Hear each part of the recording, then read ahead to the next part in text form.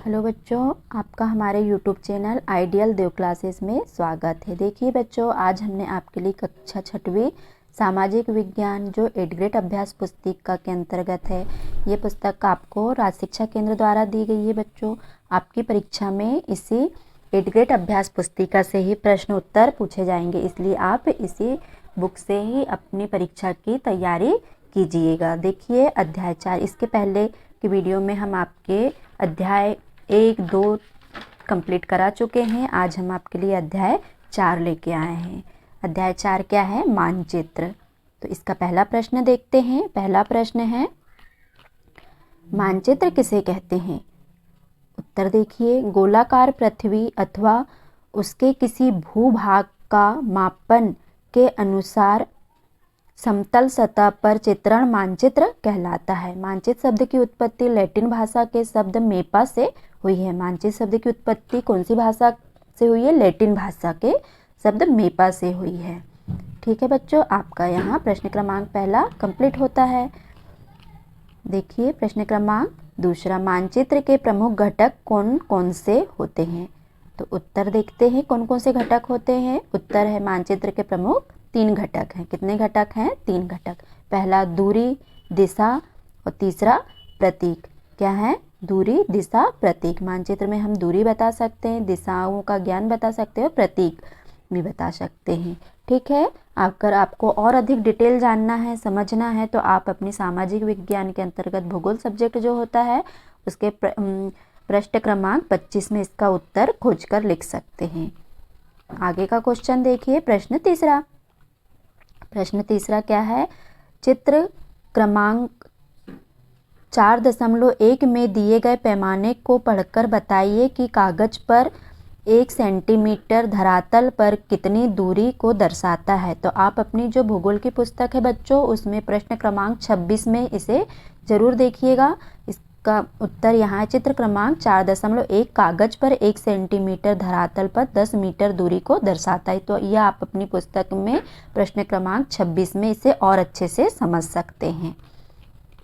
प्रश्न चौथा देखते हैं। प्रश्न चौथा है, मानचित्र में तीर के द्वारा किस दिशा को दर्शाया जाता है?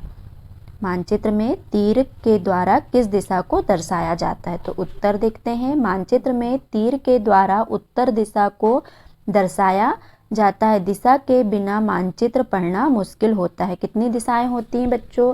पूर्व, पश्चिम, उत्तर, दक्षिण, है ना। तो इनमें मानचित्र में बिना दिशाएं दर्शाए हम उसको अच्छे से नहीं समझ सकते, है ना। प्रश्न 5वां देखते हैं। प्रश्न 5वां है, प्रश्न 5वां, मानचित्र व रेखाचित्र में क्या अंतर होता है? मानचित्र और रेखाचित्र में क्या अंतर होता है? तो आज हम यहाँ समझेंगे। उत्तर है, मानचित्र को समझते हैं पहले। मानचित्र पृथ्वी की सतह या इसके एक भाग का पैमाने के माध्यम से चपटी सतह पर खींचा गया चित्र है। पैमाने के माध्यम से चपटी सतह पर खींचा गया चित्र होता है। क्या होता है वो? मानचित्र। और रेखाचित्र क्या होता है? रेखाचित्र एक आरेखंड है। रेखाचित्र एक आरेखंड है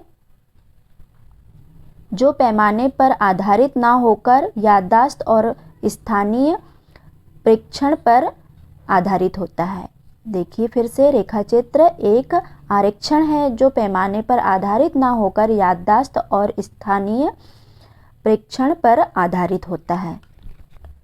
ठीक है, आपका यहाँ प्रश्न 5वां कंप्लीट हुआ। प्रश्न 6वां देखते हैं। प्रश्न 6वां है, मानचित्र में किसी स्थान की स्थिति का पता कैसे लगाया जाता है? मानचित्र में किसी स्थान की स्थिति का पता कैसे लगाया जाता है? हम इसका उत्तर देखेंगे। उत्तर है, बीच की 4 दिशाएं हैं। बीच की 4 दिशाएं हैं। कौन कौन सी दिशाएं हैं? उत्तर, पूर्व, दक्षिण, पश्चिम तथा उत्तर पश्चिम। इन बीच वाली दिशाओं की मदद से किसी भी स्थान की सही स्थिति का पता लगाया जा सकता है। इनकी मदद से किसी भी दिशाओं की स्थिति का पता लगाया जा सकता है। ठीक है, आपका यहाँ प्रश्न क्रमांक 6वां कंप्लीट होता है। प्रश्न क्रमांक 7 है। प्रश्न क्रमांक 7 है, मानचित्र ग्लोब से किस प्रकार भिन्न है? क्या पूछा है बच्चों? मानचित्र ग्लोब से किस प्रकार भिन्न है? तो उत्तर देखिए, मानचित्र किसी प्रदेश की भौगोलिक विशेषताओं का प्रदर्शन करता है, जबकि ग्लोब बिल्कुल पृथ्वी का डुप्लीकेट होता है। मानचित्र किसी प्रदेश की भौगोलिक विशेषताओं का प्रदर्शन करता है, जबकि ग्लोब बिल्कुल पृथ्वी का डुप्लीकेट होता है। दूसरा देखिए, दूसरा भिन्न क्या है, मानचित्र से मिली जानकारी की अपेक्षा ग्लोब से मिली जानकारी ज़्यादा सटीक होती है। मानचित्र से मिली जानकारी की अपेक्षा ग्लोब से हमें जो जानकारी मिलती है वो ज़्यादा सटीक होती हैं। यहाँ आपका प्रश्न क्रमांक 7 कंप्लीट हुआ। प्रश्न क्रमांक 8 देखते हैं। देखिए प्रश्न क्रमांक 8, थीमेटिक मानचित्र हमें कौन कौन सी जानकारी प्रदान करते हैं? क्या पूछा है? थीमेटिक मानचित्र हमें कौन कौन सी जानकारी प्रदान करते हैं? तो उत्तर देखते हैं हम। अगर आपको और अधिक उत्तर जानना है, समझना है, तो आप अपनी भूगोल की पुस्तक के प्रश्न क्रमांक 25 में इसका उत्तर और अच्छे से खोजकर लिख सकते हैं। लेकिन हमने यहाँ जो लिखा है आपके लिए उसे देखिए। उत्तर है, थीमेटिक मानचित्र विशेष जानकारियाँ प्रदान करते हैं, जैसे सड़क मानचित्र, वर्षा मानचित्र, वन तथा उद्योग आदि के विवरण दर्शाने वाले मानचित्र इत्यादि। इस प्रकार के मानचित्र को थीमेटिक मानचित्र कहा जाता है। जहाँ सड़क मानचित्र, वर्षा मानचित्र, वन तथा उद्योग आदि के विवरण को दर्शाते हैं उसे हम क्या कहते हैं? थीमेटिक मानचित्र। ठीक है बच्चों, प्रश्न क्रमांक 9 की तरफ बढ़ते हैं। प्रश्न क्रमांक 9 है, प्रश्न क्रमांक 9 है, देखिए, हमें यह कैसे पता चलता है कि कोई मानचित्र भौतिक प्रकार का है? तो उत्तर देखते हैं इसका। हमें यह कैसे पता चलता है कि कोई मानचित्र भौतिक प्रकार का है?